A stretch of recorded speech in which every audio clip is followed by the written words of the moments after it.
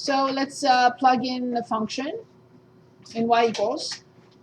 We plug in 2 cosine x. Make sure that your mode is in radian mode, plus x and plus 1. Then we go to second and table. I have to change this again. So go to second and table. And we start by plugging in numbers. I will always start with close to 0. So remember, make sure that the radian mode. Yes. So second and table, I'm going to put -1. I'm going to put 0. I'm going to put 1. And then 2. Okay, well, fine. I already see it here. I have a cheat sheet. So I'm going to go back to -1, -2. Okay, so then at -1 is positive and at -2 is negative. So obviously the function has to cross the x-axis between -2 and -1. So I'll say -2, -1 is the interval I need. Is it clear how we found this? By the intermediate value theorem. And I have to write that down. So I will say f of x, which is 2 cosine x plus 1, continuous on -2, -1, as a sum of continuous functions. X is continuous, 1 is continuous, cosine is continuous, 2 cosine is continuous, of course. So therefore, I will write that f of -2 is a negative number. You don't have to copy the number. And I will write that f of -1 is a positive number. From all these, by intermediate value theorem, there must be a c in the open interval -2, -1 such that f of c is 0. Is this clear? Okay. So now we have to decide. Immediately I will differentiate to find f prime. So f prime of x is -2 sine x plus 1. I will create what I like to call Newton's method n of x, which is x minus the function 2 cosine x plus 1 over its derivative to -2 sine x plus 1. And now we have to choose a starting point. That is our choice. We decide which x0 we start with. But you have to be careful, right? There are two possible restrictions. One of them is I cannot pick x0 that makes f prime of x0 0. That will not work. But -2 and -1 in radians will never make this 0. So there is no danger. I can pick x0 or the initial value to be -2, or I can pick it to be -1. It doesn't matter. Secondly, which is rare, but it's possible, if I'm too far out, that's why we recommend a unit interval. If I start too far out and there is a max or a min of the function between the starting point and the actual solution, the method will not converge. You're going to go around in circles here and never approach this. But it's rare. And we will always be able to say, right? We know that we expect an answer between -2 and -1. If the first solution is +10, and the other solution is -5, and the other solution is +300, and the other one, I know something is terribly wrong. It cannot be all over the place. It has to go closer and closer to a number between -2 and -1. So which one would you like to start with?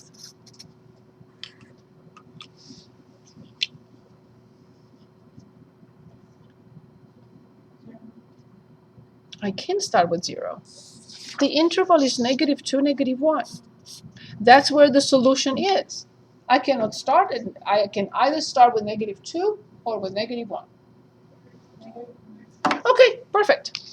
So let's start with -1.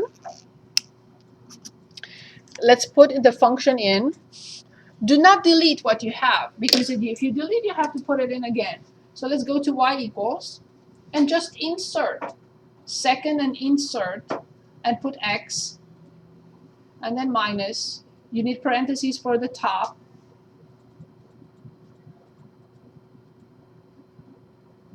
close the parenthesis, divide again in parentheses, that negative 2 sine x,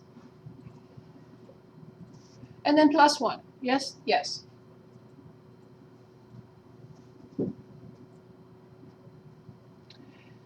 So now get out of there with second and quit. We have to get out of that window with second and quit. Is that okay? So now we go to variables. To the right, to y variables. Function is highlighted. Just press enter. And enter again. So right now the calculator is waiting for us to put in a value in Newton's method, because that's y1. So I will put in parentheses the value we decided to start with, which is negative 1, and close the parenthesis and press enter.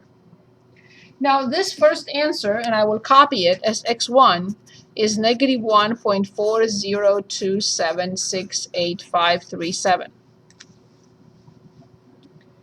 Now I want the calculator to put in the entire value. I don't want to truncate it because I will introduce error. So I want to copy second and entry, but I need to overwrite negative 1 by second and answer. Make sure you have a clean cut there, which means just y1 in parentheses of the previous answer. So right now the calculator, when I press enter, it will evaluate Newton's method, or Newton's function if you want, for negative 1.40 blah blah blah, with no approximation. So when you press enter, we get our second value, which is x sub 2, the second iteration. So this is x2, negative 1.379788762. Now from this moment on, all I have to do is just copy second and entry. Don't do anything. Second and entry and answer. And this is our x sub 3, the third iteration, negative 1.379757618. So now I'm looking to see if 6 digits repeat. No, only 4 so far. The previous one has 88, the next one has 57 as digit 5 and digit 6. So I'm assuming that in the next iteration, when I just repeat and copy this and press enter, it will be good enough, and it is. So I don't really need the last one. So the solution is negative with 6 decimal digits. Negative 1.379757. You can round it up to 58 if you want. What I would have preferred to do, I would write 3797576. Or not copy it again. That's all you need. Just box it in, and that's good enough for me. You don't have to do anything else. So the method converged in 3 steps. It's a very fast method. But of course, if you start at negative 10, in order to get the negative 1.3, then it's going to take probably 10 steps. But if you start with negative 1, it takes you 3 steps. If you start with negative 2, it may be 2 steps, or it may be 5 steps, depending on the function. Is this better? And the steps and everything? Everyone? Okay, good. Other questions for me before we go back? Anything else?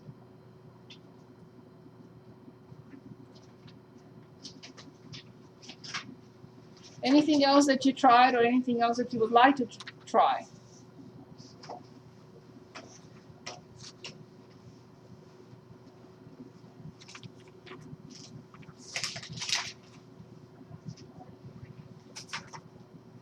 Anything else? Okay, I think we should work on at least one more, or maybe 2 more limits of the Riemann sum. Would you accept that? Okay, so let's do that then. Would you like to pick a function? It can be linear, quadratic, or cubic.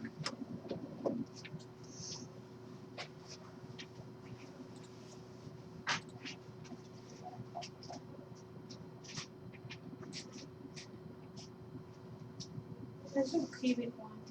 Very good. Very good. So let's do a cubic one. would you like to choose?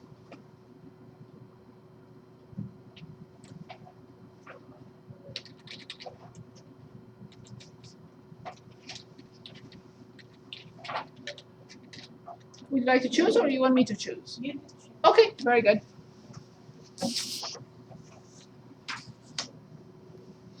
So we want to determine the area under the graph of f of x equals 2x cubed minus, or let's say plus 4x plus 2.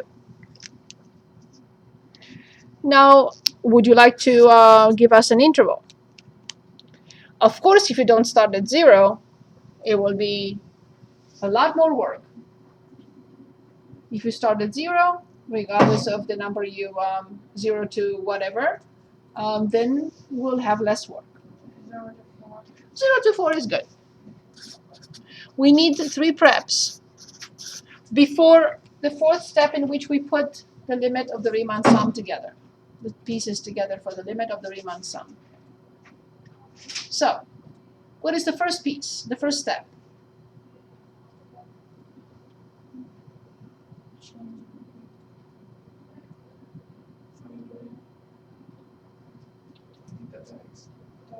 Yes, we have to find delta x. Excellent.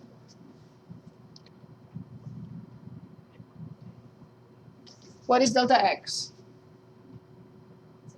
4 minus 0. Yes, 4 divided by n. Excellent. The next step is xi. What does xi equal to?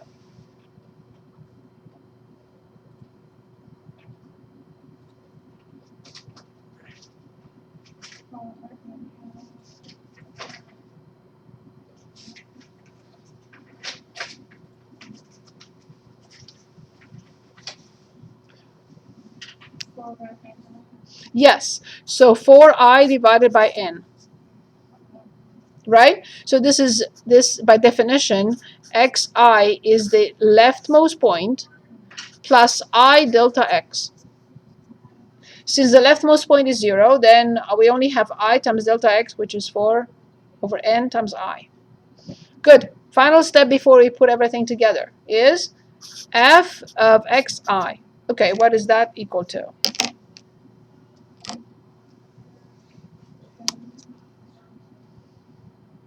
2. So this is what we're trying to determine is for, yes, 4i over n raised to the, very good, awesome, plus 4 times 4i over n and plus 2. Excellent. So 4 to the third is 64 times 2 is 128. I cubed over n cubed plus 16i over n and plus 2. Perfect. We have now all pieces. We can put everything together.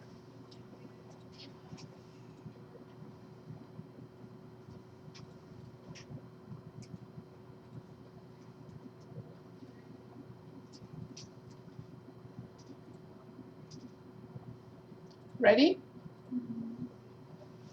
So now the exact area, no approximation whatsoever, is the limit as n approaches infinity from the sum from I equals 1 through n from, remember, delta x multiplied by f of xi.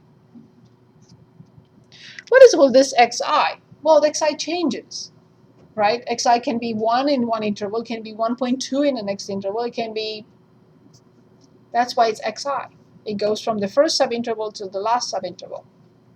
It changes the height of the function for each subinterval. Is that clear? Okay then, so let's put this together. So the area is the limit as n approaches infinity from the sum from I equals 1 through n. Delta x is 4 over n, and in parentheses 128i cubed over n cubed plus 16i over n and plus 2.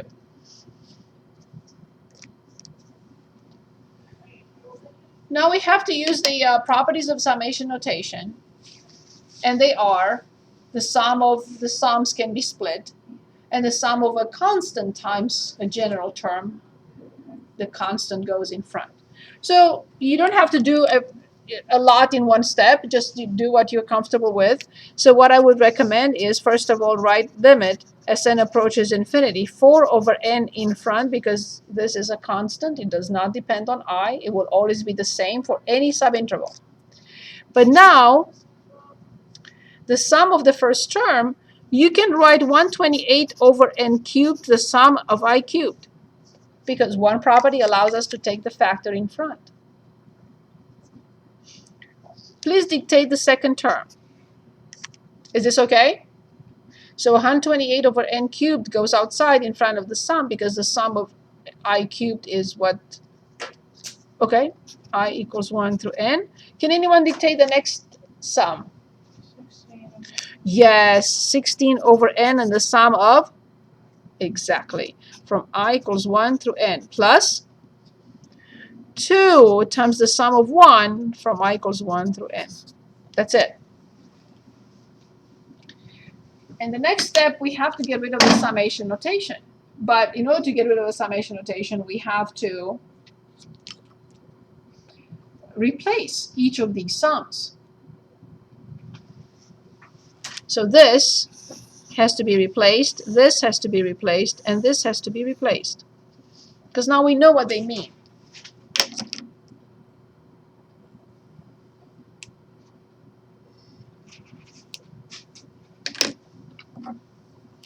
So this will be replaced by n squared n plus 1 squared over 4. This is nice like this one, n plus 1 over 2. And this one is also nice because this is n. Very good. Is this clear so far? Now from this moment on, a lot of algebra is involved, and then finding the limit.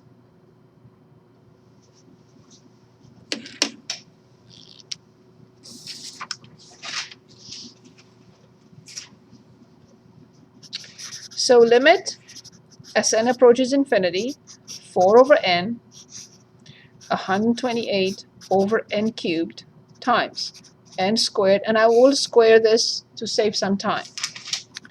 N squared plus 2n plus 1, everything over 4. Plus, I copy 16 over n, and I replace this by n plus 1 over 2. And then I copy 2n. So let's see if this is okay.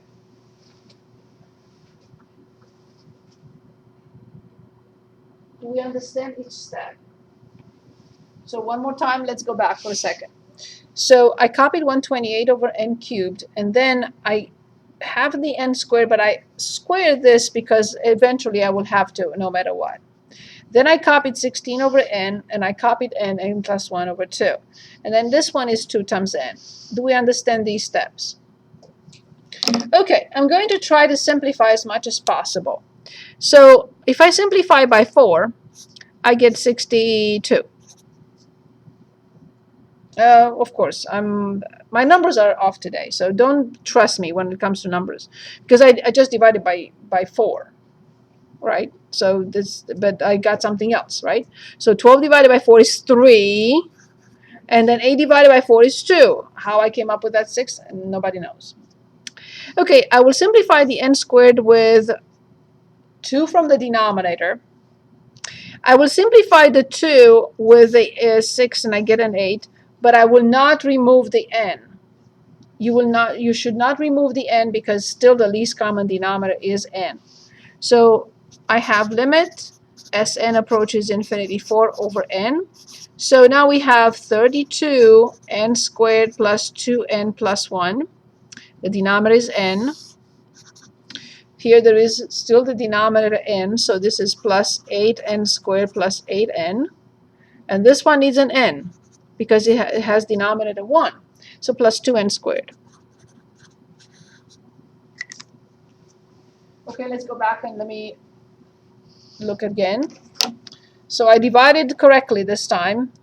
Second time, to 128 by 4. So I got 32. That's correct. I simplified the n squared with n squared. and I wrote 32 times this, plus, I simplified by 2, and I get 8n squared plus 8n. And this one, because it has denominator 1, has to get an n, which is 2n squared. Is this okay so far? So now here's what we're going to do. Distribute 32 to these three terms, combine like terms, and multiply these two in the denominator.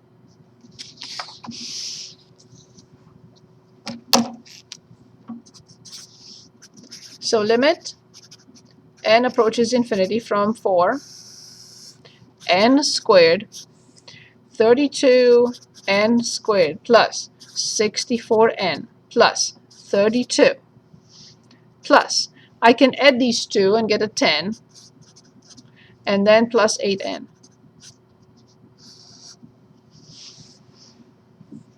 So this is limit as n approaches infinity. 4, I have 32 plus 10, which is 42, and then I have 64 plus 8, which is 72, plus 32 over n squared. And now I want to determine this limit. Since this is a constant, I can put it in front. So for limit, it's a constant that's a factor. N approaches infinity from 42n squared plus 72n plus 32 divided by n squared. If we don't remember this limit, it's fine. We plug it in and we get infinity over infinity. What do we do in those cases of infinity over infinity? The L'Hopital's rule. Okay, so then we know this is infinity over infinity. So this is 4. Limit as n approaches infinity, we get 84n plus 72 over 2n. Again, it's infinity over infinity. And we have the 4 and limit of 84 divided by 2, which is still 42. So 4 times 42. 4 times 2 is 8, 4 times 4 is 16. So the answer is 168. So the area under the graph of the function we picked, specifically on the interval 0, 4, I don't know if you change the interval, it's going to be different, of course, is 168.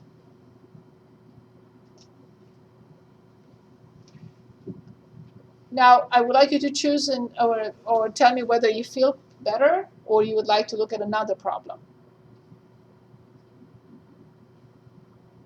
We can only use linear, quadratic, or cubic, because we do not have the summation notation for sine or for tangent or for x to the 4th, or we don't have those.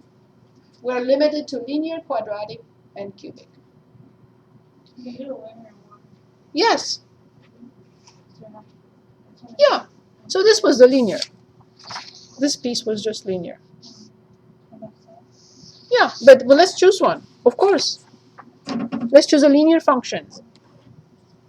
Also, with the linear function, we don't really need calculus, right? Because we can always, for example, it's a very good point. So let's say I have this function, and I want to determine the graph between, let's say, 2 and 4. All I have to do is form, because this is a line. This is the hypotenuse, right? All I have to do is determine this point. I know that this one is 4. I know that this one is 2. So then the width is 2. Determine the height at f of 4 and use the Pythagorean theorem, and I'm done. For this particular situation, I don't really need calculus. What would you do if you wanted the area from 0 to 4? Excellent question. I was going to get to that anyway. The area that is above the x-axis is positive. The area that is below the x-axis is negative. So in order to determine the area between 0 and 4, I will determine this area, I will determine this area, and from this I will subtract that. Because obviously that one is bigger.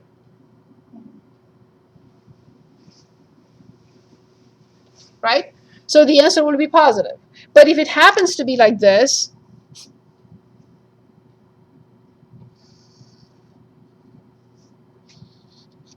so we want between 0 and 4, obviously the result will be negative. Because the negative area is bigger than the positive area. in absolute value.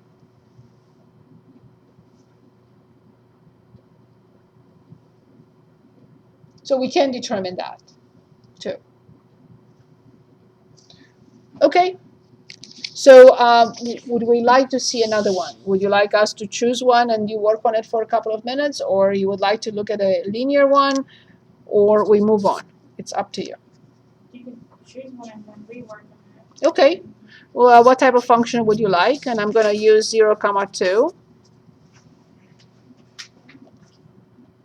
Okay, so let's say x cubed plus 2x squared plus 3x and plus 1. It's a lot of work. I will not put a problem with 4 terms on the test because it's too much work. It's too long. So let's work on this then for a couple of minutes.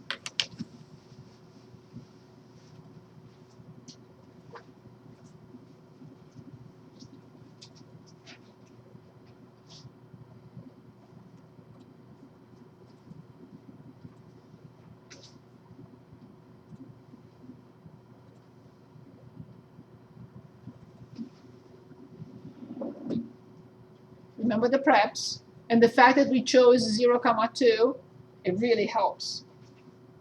If we had chosen 1, 2, can I just show for a second what would have happened? So if we choose 1, 2, then xi is a mess because it will be 1 plus I 2 over n, right? Which means 1 plus 2i over n. But now you have to put this in here and cube it. You don't want to do that, right? Because 1 plus 2i over n, everything cubed, will be 4 terms. So it really helps if we start at 0. You understand what I'm saying, right? Because then we have to put in 1 plus 2i over n in x squared. In x is okay, but in x cubed is the problem because it's very long. You have 4 terms in there.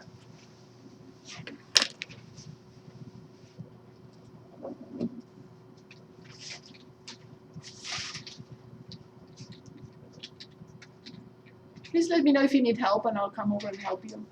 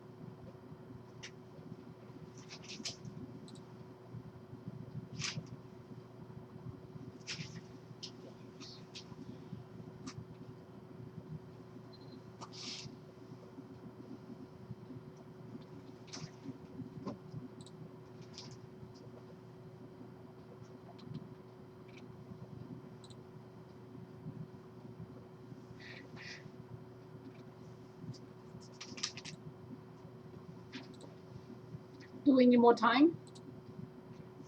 Okay.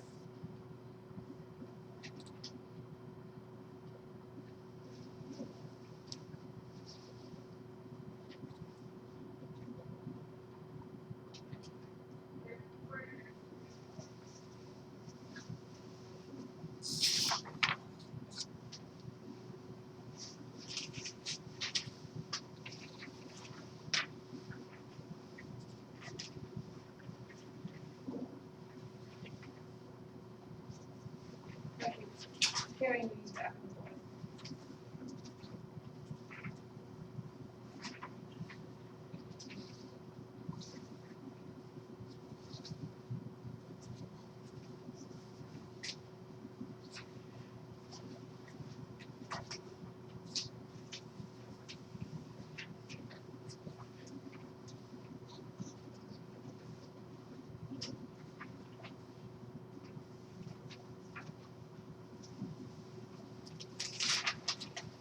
So we need the 3 preps, right? We're working on the preps first, correct?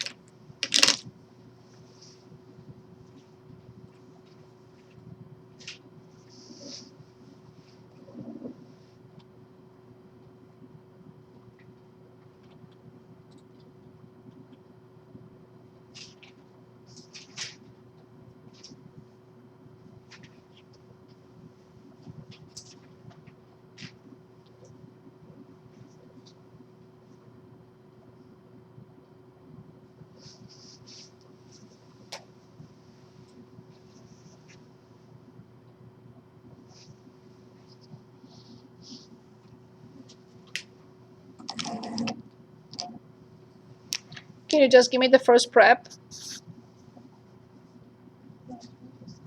Yes, delta x equals 2 over n. That's not a big problem, right? Can anyone give us prep 2? xi equals 2I over n. Very good. So now we are working on prep 3, f of 2I over n, or f of xi.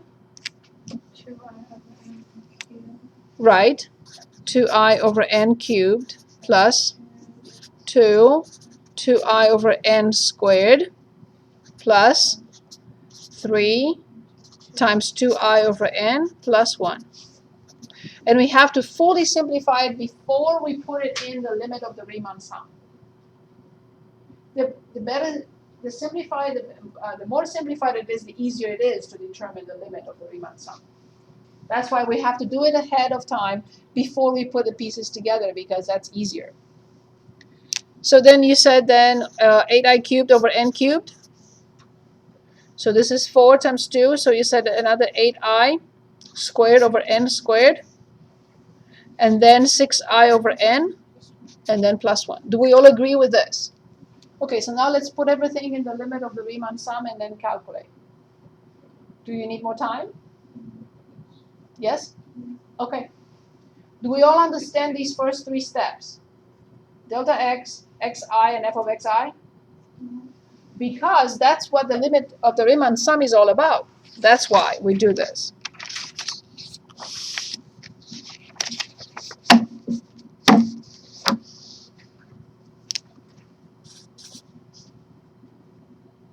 So the area is the limit as n approaches infinity from the sum from I equals 1 through n from delta x times f of xi. Do we understand where delta x times f of xi is coming from and the sum in front of it?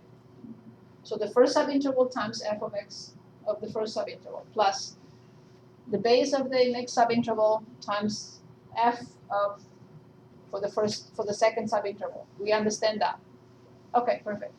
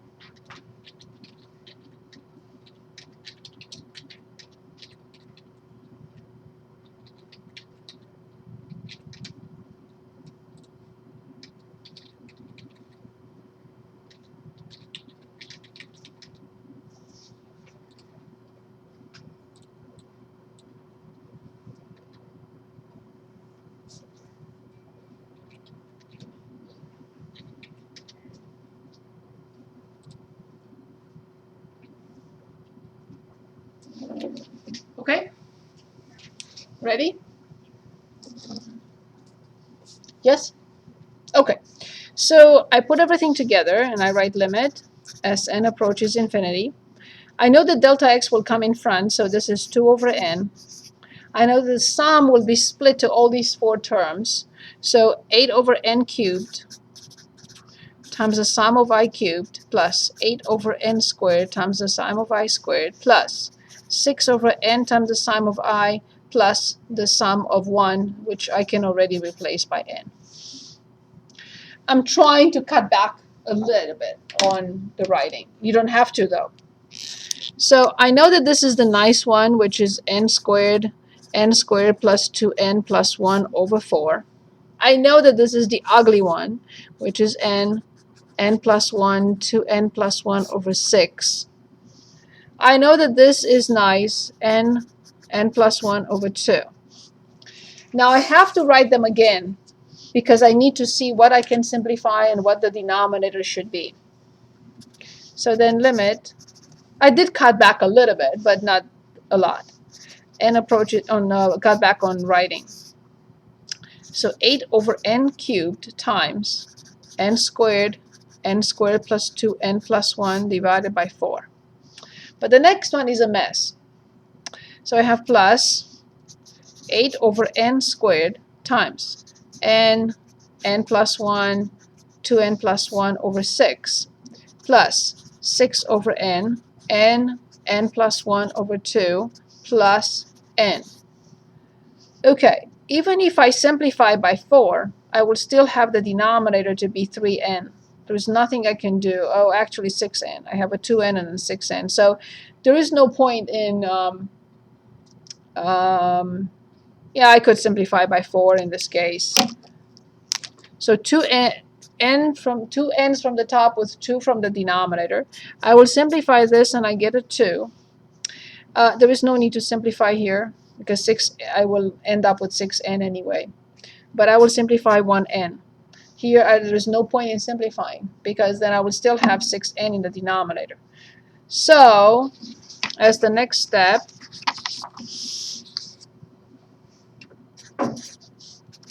I have limit as n approaches infinity to 2 over n. So now the least common denominator will be 6n for sure. Okay, so this one has only n in the denominator, a 2 at the top. I multiply by 6, so it's 12 n squared plus 2n plus 1. This one has a 6n. That's nice. So I have to distribute 8 to these two. So I'm going to write for now 8, and I'm going to multiply these two, 2n squared plus 3n plus 1. This one only has 2n, so it needs a 3. This one has 1, so it will need a 6n. So plus here, of course I ran out of room. So this is 18 n squared plus 18n, and this one is plus 6n squared. So all this is this. Okay, let's finally see what we get. I will simplify this 2 with a 6. So I have limit n approaches infinity. The denominator now becomes 3n squared, 3n times n. And now let's see the top. Okay, let's give it a shot. So I have 12n squared plus 24n and plus 12 plus 16n squared plus 24n and plus 8 and plus 24n squared plus 18n. I reduced it somewhat. Okay, so limit n approaches infinity. 24 plus 16 is 40. 40 plus 12, 52. 24n with 24n and 18n. So this is 48. 48 plus 8 is 56, 76. Am I correct? One more time. So that was 48, correct? And 18.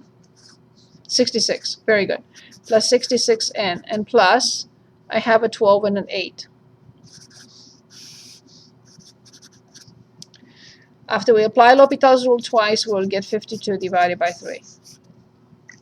It's same degree over same degree. We can apply L'Hopital's rule, it's okay, but we'll still get 52 over 3. So the area under the graph of that insane function between 0 and 2 is 52 over 3. Do we have better ways? Yes, we do.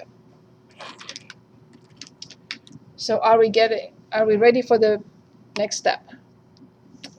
Okay, I'm not going to put the title, but I'm just going to say this. That as we know, the limit from when n approaches infinity from the sum from I equals 1 through n of delta x f of xi is the same with, and I'll explain the notation, and I will put the title right after that.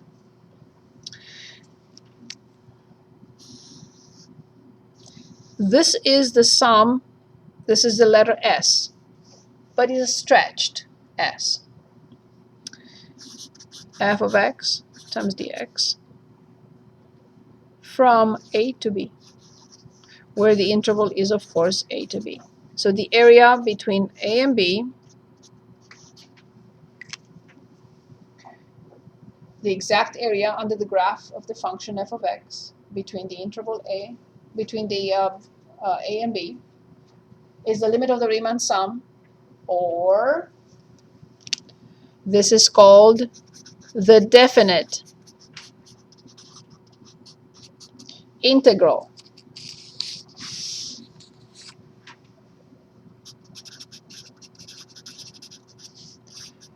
of f of x between A and B. Let's analyze this. They are identical.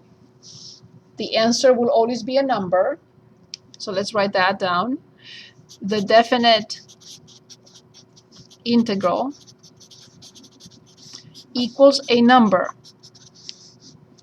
I don't need S. It's just one number.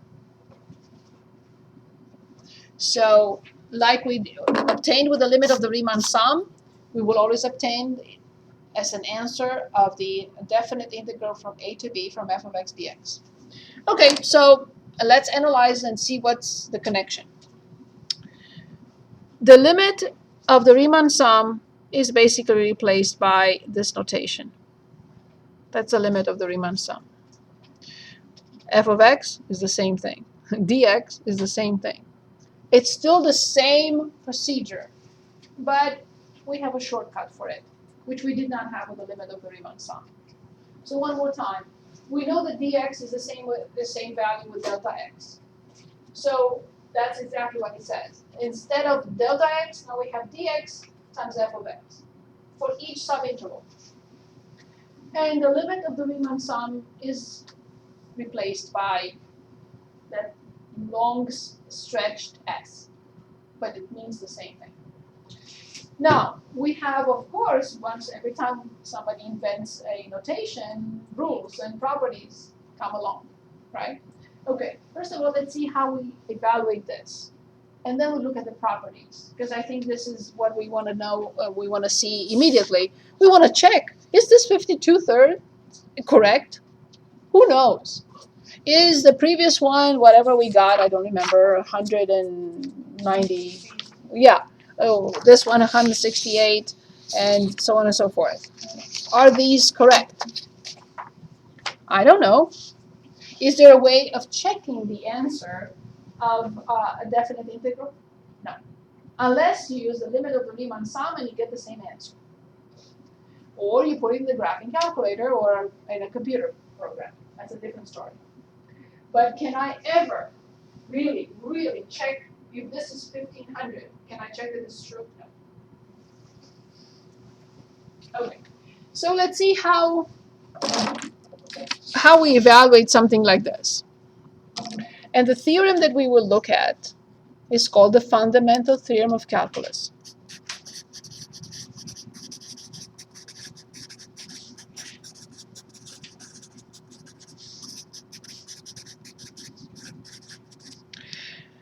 It has two parts, part 1 and part 2. We are going to look at part 2 right now. I will explain more about it.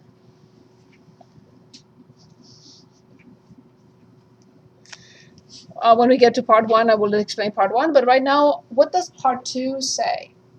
Part 2 of the fundamental theorem of calculus teaches us how to evaluate a definite integral.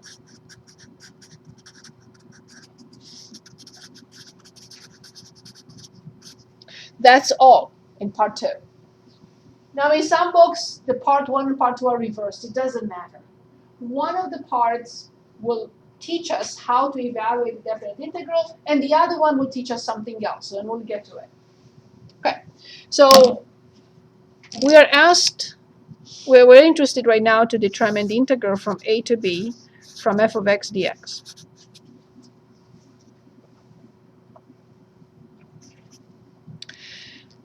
If we are given a function and we're asked to find the antiderivative, so we are given f of x, we are asked to find antiderivative. How do I determine this?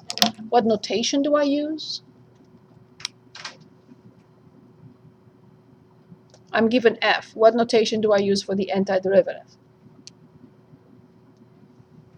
Yes, the uppercase f of x. Then we put a vertical bar between a and b. This is the way we will calculate or determine